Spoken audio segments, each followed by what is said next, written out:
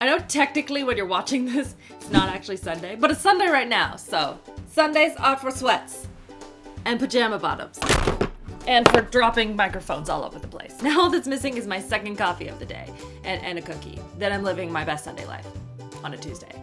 It's fine. Hello everyone, I'm here today to share with you guys a new 5 first impression, and today's video we are going to be testing out a bunch of new stuff from Colourpop as well as Catrice. So we're doing some more affordable makeup today. And as with all of my 5 first impressions, I will be doing an update for you guys at the end of the day. We will talk about what my makeup is looking like, we'll talk about favorites, least favorites, all that fun stuff. And also this is my last giveaway of every video in February. I hope you guys have been enjoying this. I will obviously be doing more giveaways as well, but this is what we're gonna be giving away today. Don't forget to subscribe so you can enter, and then leave me a comment down below and let me know what your favorite video was of February. What videos did you enjoy watching? What do you want to see more of in the future? Don't forget to subscribe so you don't miss out on new videos every Tuesday, Thursday, and Sunday, and also to enter in the last giveaway of February. And without further ado, let's get into this. So the first product I want to test out is by Colourpop. It is the Give It To Me Straight palette, and it's so pretty. I already opened it. I haven't swatched it yet though. So the palette itself seems to be playing in sort of the berry, warm, but like also mauve-y tones, which is kind of interesting. They have some of these shimmery shades in the center and then some mattes as well around the outside. And it looks really pretty, so I'm gonna put it on my eyeballs. And today I feel like doing something very fresh, very neutral, very soft and pretty, and so that's what we're gonna do today. I do want to play with some of these like really nice, like this berry shade right here. I want to swim in this shade. So I've already primed my lids, and I'm going to go in with Matter of Fact and Downright, these two shades right here. Just gonna apply that basically all over the lid space and concentrating Downright more into the crease. I just dipped my brush immediately into Up Front because I am attracted to sparkly things. Well, now I need to swatch it. Well, that is definitely gonna go in the inner corner of my eye, but that's not what I meant to do. Then I'm gonna take a denser shader brush, and I'm going to use the shade Truth Hurts, and I'm going to put that all over the lid. Actually, I'm gonna mix it with Downright, I think, as well, because this one's more mauve-y and this one is more orangey, and I kind of want to mix the two. So far, at least with the matte shades, they're very pigmented. They're not super patchy. I'm still working on the whole like blending angle of it, but so far so good. I like them. Then I'm gonna take Matter of Fact and Downright again and just sweep that into the crease to blend out the darker shade a little bit. Okay, this is feeling a little bit on the warmer side than I was intending, so I'm gonna take a little bit of Frank and TMI and kind of blend that along the lash line, a little bit into the outer crease. I don't know, just make it a little bit more berry-y. So far, so good. I like these shadows. They're very pretty. If you like more of the berry tones and you want something that's still in the warm side, this is a really pretty palette. I'm sure that the shimmers are also really gorgeous. Yeah, so far, I like it. And now we're gonna go on to the lashes, and I'm actually gonna be testing out a lash primer, and this is from Catrice. It's their Glam & Doll Volumizing Mascara Primer. This is argan oil in it. Apparently it has some sort of like fibers or something in it that are cream colored, which isn't my favorite, but I'm still gonna try it. I personally like the primers that are black or brown. I've never really understood why they need to be white, but besides the point, they have fibers in them, so it's going to catch on to every single lash and really plump them up and make them look voluminous. The one itself is really straightforward. It's just spiralized bristles all the way to the top, and it's straight up and down, no like hourglass shape or anything like that. I like how I have to explain what I'm talking about with my hands, by the way. So now we're just going to coat the lashes. And I think what I might do is do the one eye with the primer and then the one eye without, so I can actually see like straight up, is the primer making a huge difference? All right, now that my lashes are nice and white on the one side, I'm gonna go in with the Maybelline Total Temptation mascara. Since we're going with like a whole drugstore theme here, might as well continue it. And I will put this straight on top. So that's what my lashes look like on the one side with the primer on, and now we're going to apply just the mascara sans primer on the other side. Okay, so there it is side by side. What do you guys think?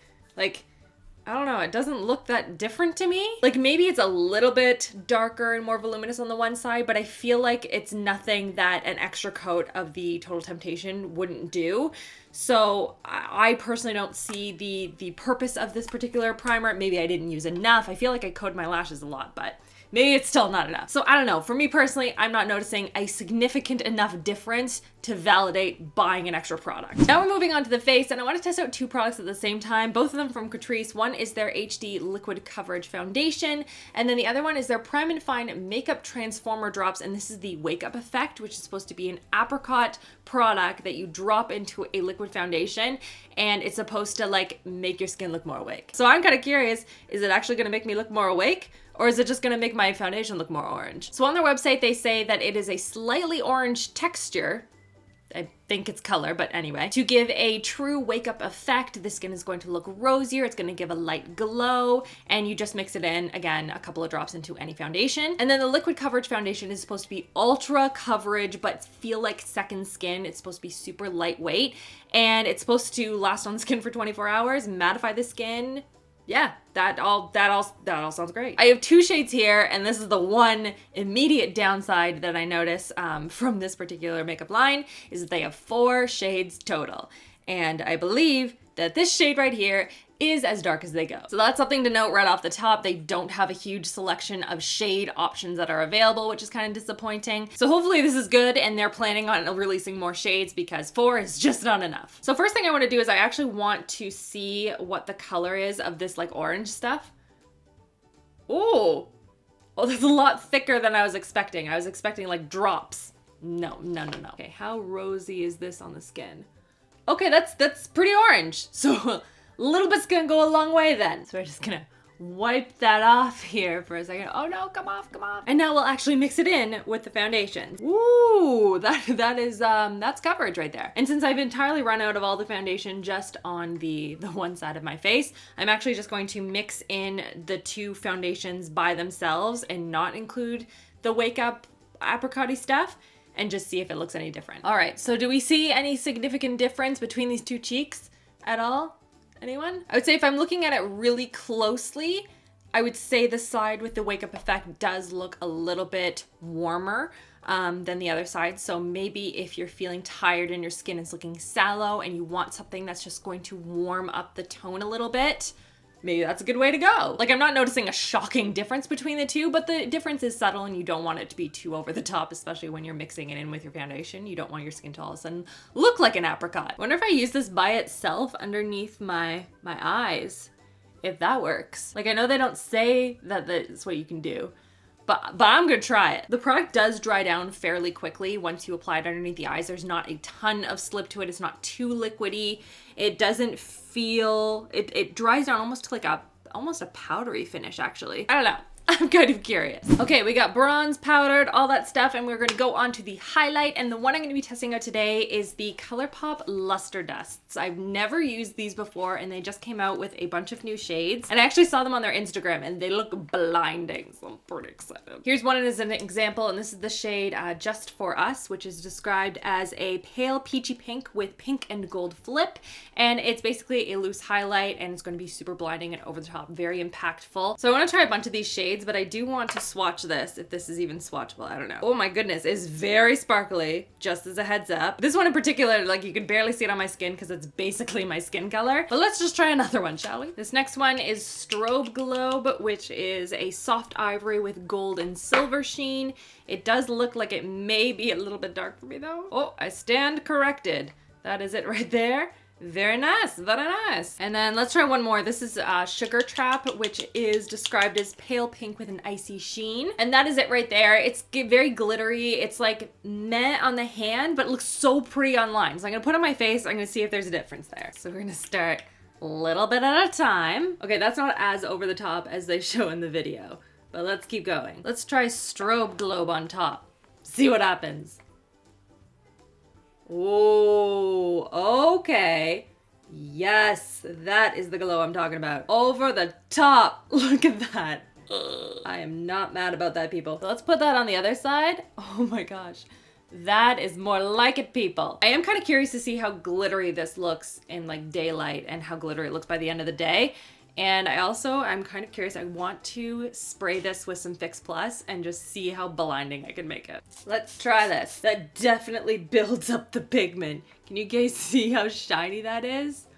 Oh, if you like highlight, you might really like this. This is $7, by the way, in case anyone is curious, which is like on par, I feel like, with most drugstore highlights. I'm gonna use a fluffier brush because I feel like it got a little bit streaky there. So far so good. It's really, really pretty. It is very buildable and it can be used wet as well. So I like it. I will reserve judgment until the end of the day though, because I'm kind of worried this is gonna look really glittery. Now I'm gonna go into lips, and I want to talk about it because it's a new shade, though I have tried this formula before, so I'm not including it as like a new product.